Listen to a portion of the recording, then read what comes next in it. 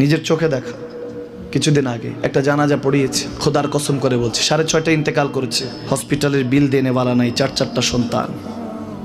অ্যাম্বুলেন্সে ঘরে ঘরে আসবে, 1000-1200 টাকার বিল দেনেওয়ালা নাই। কি বুঝলেন? ক্ষণস্থায়ী দুনিয়া। মুমিনের কম থাকলেও আমি বলি, কেউ যদি এসে বলে হুজুর একটু দোয়া করেন, খুব পেরেশানিতে আছি, আমি তার হাত চুমু খেয়ে বলি তোমাকে মোবারকবাদ, আল্লাহ তোমাকে ভালোবাসে।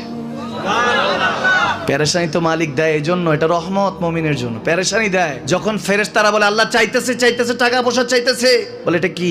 বলে ফাসেক, দে বিদায় কর, বিদায় কর। তার চাওয়া আছে, বিরক্ত লাগে, বিদায় কর, কি লাগে দে। আল্লাহ 10 কোটি দিয়েছে, 100 কোটি দিয়ে বিদায় কর। মুমিন যখন চাইতে থাকে আল্লাহ আমাকে কিছু লাগবে, যখন একটু করে চায় আমার মাটাকে সুস্থ করে দাও, বাবাটাকে আল্লাহ আমার স্ত্রীকে, আমার আমাকে একটু তৌফিক দাও, চাইতে থাকে মুমিন। আল্লাহ বলে যখন ফেরেশতারা দেখে মুমিন চাচ্ছে, দেরি করতে পারে না, তাড়াতাড়ি খাজানা নিয়ে দিতে নেবে, আল্লাহ বলে রাখোস না, এত তারা